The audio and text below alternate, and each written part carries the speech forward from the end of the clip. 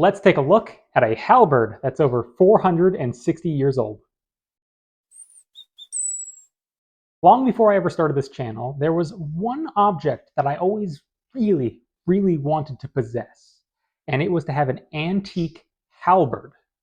I like swords well enough, I have a lot of swords, but there was just the one thing that I wanted above all others to have an original antique piece of, and that was a halberd.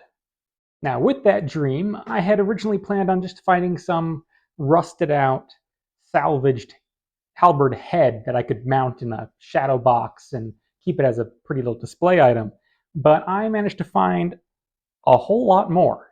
I've been keeping an idle eye on antique shops for years, just waiting and hoping for the right halberd to come along.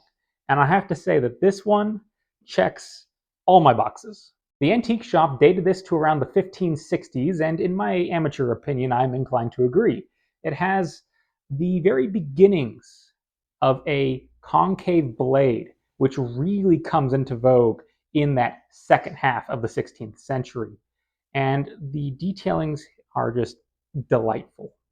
The general trend of halberds over the course of the 16th century is a progression from these broad chopping heads into these more slender, concave, crescent-bladed halberds that some people question how viable it is to even cut with them anymore. A take on those later halberds that I share is that the blade is sort of becoming almost a vestibular piece, transforming and evolving into a binding and grappling implement more so than it is a cutting implement. It is a tool by which you can control an opposing halberd. But even if the cutting capacity had been sacrificed to achieve it, I still wouldn't want anybody taking a swing at me with one of those. My halberd, falling squarely in the middle of the 16th century, conveniently is a good example of being right there in the middle of the two extremes. It has retained its cutting face. This thing is terrifying when you get a good look at it, but it has developed a very pronounced and long thrusting spike, and you are getting the beginnings of the notches and control points that will eventually grow and take over more and more of this blade area. But let's take a closer look at that blade, because despite its age, it is still appreciably sharp, and I was really impressed with just how thin this blade is. But that's not to say it feels fragile at all, just that it is immediately evident that this is a fighting man's weapon. It is responsive and light and sharp and terrifying. Look at that blade profile as I turn it. It's just a whisper of an edge. The blade disappears against the rest of the halberd.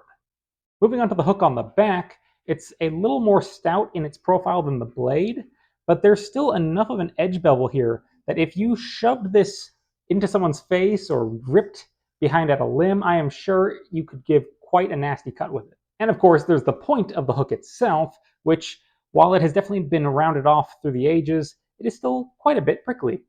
As for the main spike, this thing is thick. Where the rest of the halberd just disappears when you face it edge on, that spike thickens out tremendously. This is almost as thick as its socket. It is remarkable.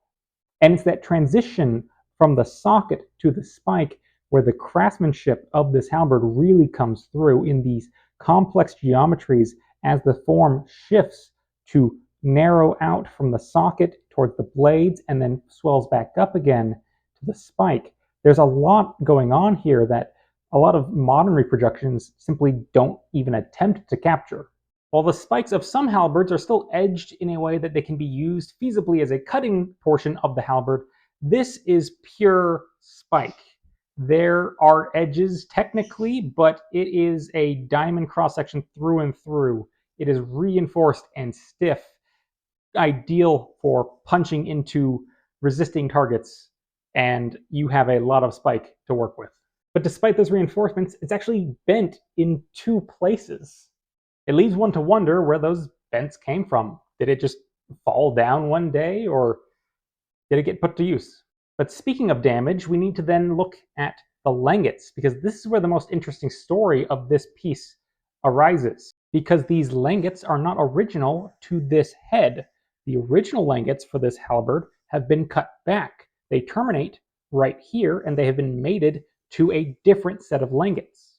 Which gets us to the most interesting mystery about this halberd. When was this head repaired with new langits?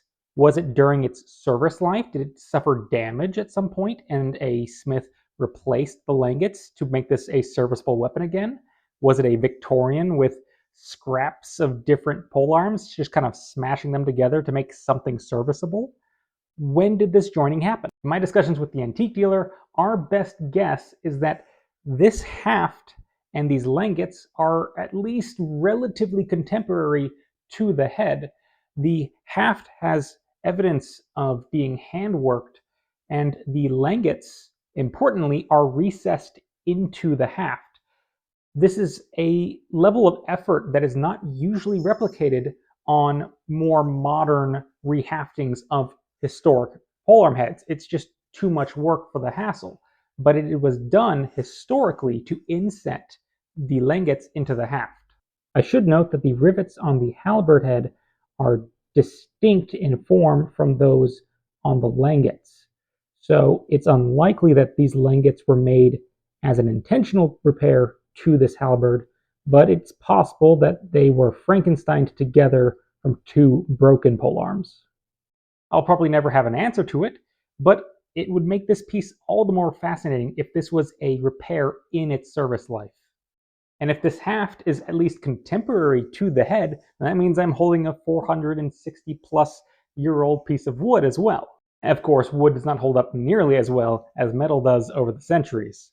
We have a deep gouge taken out right here, and at some point somebody seems to have attempted to mount this somewhere, and they have drilled a hole straight through it. Additionally, it appears to have been shortened at some point. This in full is very short compared to me. This should really have been, even accounting for differences in heights, quite a bit longer. Most likely theory is that at some point it had to be chopped to transport it in some limited size capacity, or they mounted it in a smaller space and just felt that the rest of the length needed to go.